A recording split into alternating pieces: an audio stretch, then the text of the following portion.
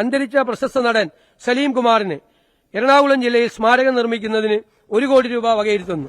സ്മാരകം എന്നുള്ള വാക്ക് കേൾക്കുമ്പോൾ പ്രതിമ എന്നുള്ള രീതിയിലാണ് ഓർമ്മ വരുന്നത്. അതുകൊണ്ട് ഇതിന്റെ ആവശ്യകത എന്തെന്ന് പലരും ചോദിക്കുന്നുണ്ട്. അത് എന്റെ ഗുരുനാഥൻ കൂടിയായ സലീമേട്ടന് 1 കോടി രൂപയുടെ ഒരു സ്മാരകം പണിയും എന്ന് പറഞ്ഞു. പക്ഷെ പലർക്കും സാമൂഹ്യ മാധ്യമങ്ങളിൽ പെട്ടെന്ന് ഈ സ്മാരകം എന്നുള്ള വാക്ക് കേൾക്കുമ്പോൾ പ്രതിമ എന്നുള്ള രീതിയിലാണ് ഓർമ്മ വരുന്നത്. അതുകൊണ്ട് ഇതിന്റെ ആവശ്യകത എന്തെന്ന് പലരും ചോദിക്കുന്നുണ്ട്. അത് ജനോപകാരപ്രദമായ എന്തെങ്കിലും ഒരു കാര്യമായിരിക്കുമെന്നുള്ളത് നമുക്ക് വൈകാതെ തന്നെ പ്രഖ്യാപിക്കാൻ കഴിഞ്ഞാൽ സാമൂഹ്യ മാധ്യമങ്ങളിലെ ഈ തെറ്റിദ്ധാരണ നമുക്ക് മാറ്റാൻ കഴിയും. ജനങ്ങൾ നമുക്ക് തരുന്നത് അധികാരമല്ല, ഉത്തരവാദിത്വമാണെന്നുള്ള വലിയ ബോധ്യം നമുക്ക് ഓരോരുത്തർക്കുമുണ്ട്.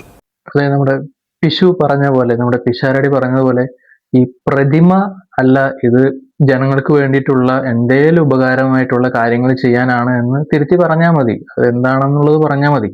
അല്ലാതെ ചുമ്മാ സലീം കുമാറിന്റെ ഒരു പ്രതിമ ഉണ്ടാക്കി വെച്ചിട്ട് 1 കോടി രൂപയുടെ പ്രതിമ ഉണ്ടാക്കി വെച്ച് കാക്കകൾക്ക് തൂറിക്കളിക്കാൻ വേണ്ടി 1 കോടി രൂപ ചെലവാക്കേണ്ട ഒരു കാര്യവും ഇല്ല.